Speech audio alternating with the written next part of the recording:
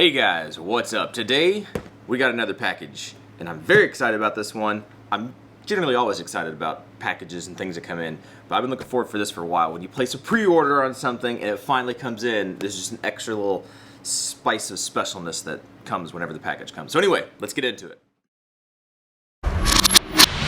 Okay, so set this aside for just a second. We're gonna talk about this guy. All right, this is my 7.62x39 AR build thing, whatever you want to call it. All right, it's like a 13.9 barrel with the Nox on the end of it. It's a pistol right now until I get that pin and welded, which I probably will do here whenever the welder shows up. But I have been piecing together pieces and parts that I really like. Right, I got a good rail, right, from Primary Arms, a good charging handle from Primary Arms. I've got the sights that I want. This Optic, this was that Olight that some people really hate.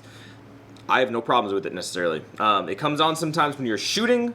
That's not good. I got to figure that out. But besides that one thing, it's been fantastic.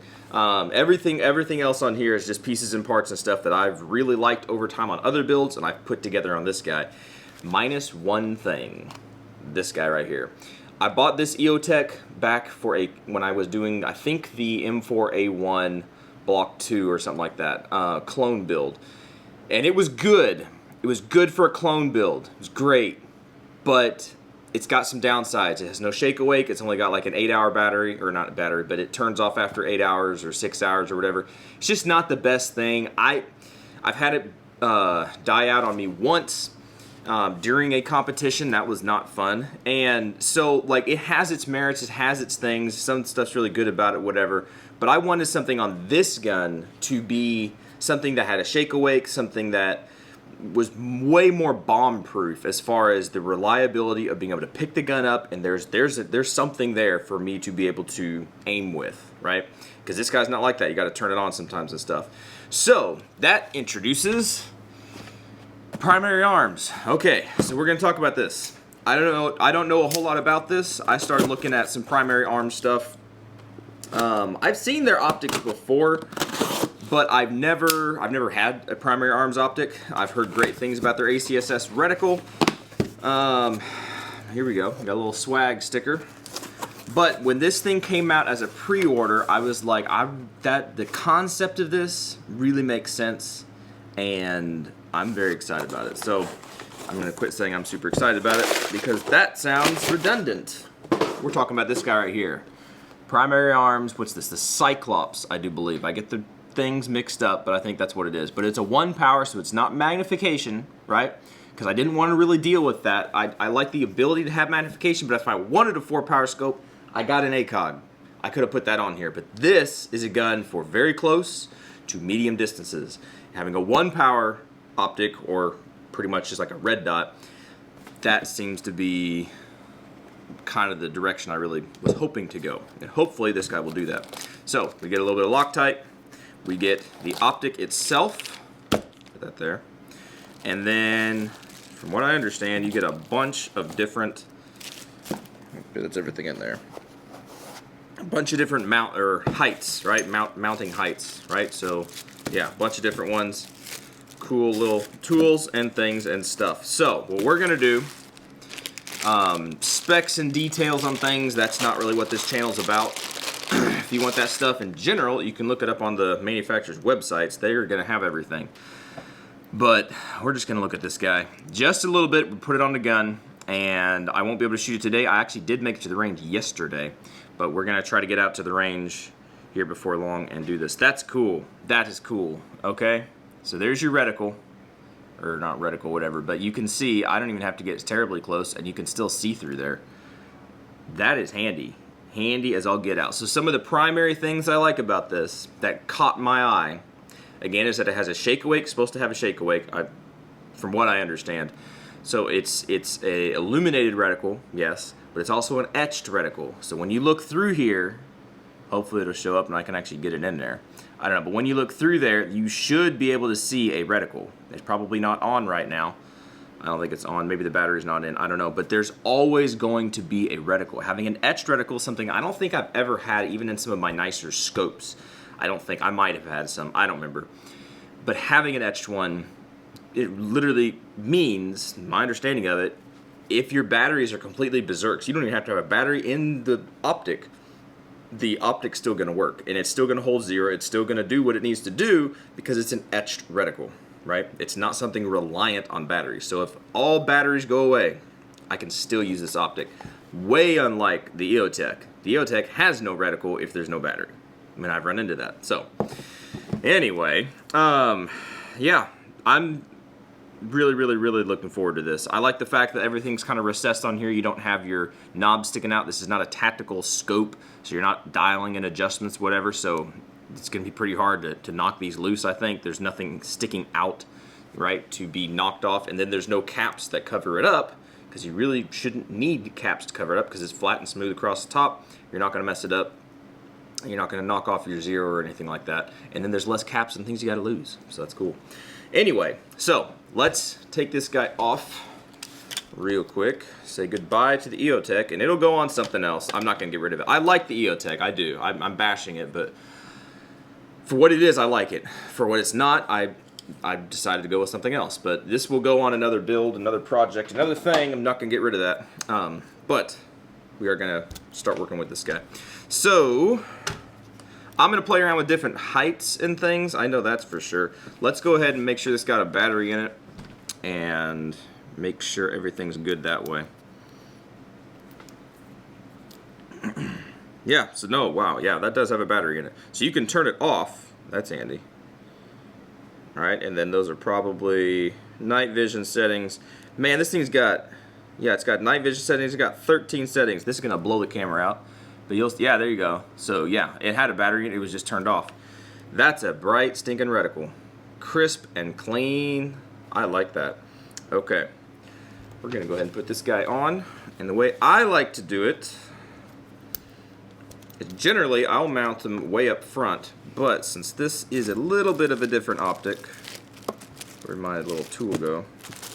I'm probably going to have to adjust it to my eyeball. But this is cool. This is about the heaviest duty Allen, or not Allen key, Torx key I think I've ever seen shipped with one of these things. That's pretty nice. Oh, nice. Okay. And so this is something I don't think I've seen before. So on your mounting, right, usually they have like one block, right, that sits in the groove of the Picatinny rail, right? So in one of these grooves. Looks like this guy is made to sit on top of one of the not one of the grooves, on top of one of these, on top of one of the rails, so it kind of sits on top and goes down on both sides instead of one block that goes down the middle. That's actually pretty slick, if you ask me. But you didn't ask me, so I just gave that information out for free.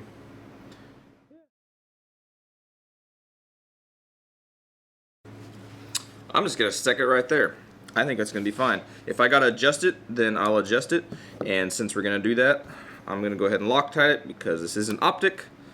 It holds a 0. It shouldn't be coming apart. And I do believe they supplied some Loctite. And yes, they did, but I'm going to use mine because I carry a bottle of it with me. Yeah, just a little pro tip. If you do a bunch of gun stuff, just buy a bottle of Loctite. You'd be surprised how long these things will last because you only use a little, like a drop at a time. There's a bajillion drops in here. So yeah, just buy a bottle. Worst thing that's going to happen, it's not expensive. Worst thing that's going to happen is you're going to lose it and somebody else is going to find it, which is fine. But then when you get these little packets and when you get optics and things from cool companies that actually care about you and want you to make sure you have stuff Loctited, then you give it away to a buddy, right? Or somebody that's going to need it because maybe they don't want to go out and buy a bottle, but you can give them a little squeeze packet, which is just a nice thing to do, you know? Kind of pay it forward to somebody. Alright, and on here I'm going to make sure, I'm going to see how much wiggle there is. Yeah, the way that clamps on, it doesn't clamp on, but the way that it sets on top of those slots, or those rails, the Picatinny rails, or sections, whatever they're called, I don't know. There's not a whole lot of back and forth. Usually you got to push forward on whatever you're mounting so it sets forward in the notch. This guy, there's really extremely minimal play, so that's really nice. So it shouldn't be moving around a whole lot, that's for sure. I don't know what a torque spec is on here that this is supposed to be, so we're just going to get it nice and snug. And then I'm going to mark it, and if they ever start coming loose, then I'll know. But I guess you could probably, with the sturdiness of this guy, you probably could really easily over torque it. So I would be cautious with that. Don't need to do that.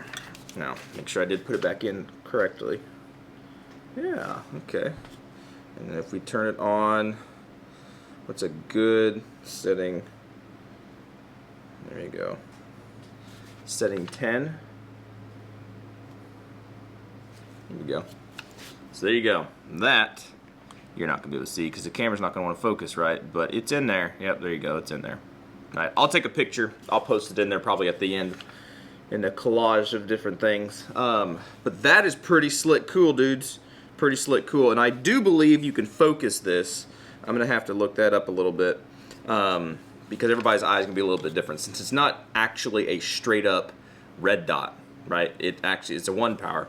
I believe you do have to focus it to your eyeball just a little bit, but that would be nice. That's it, guys. I like that. That's a first look little unboxing.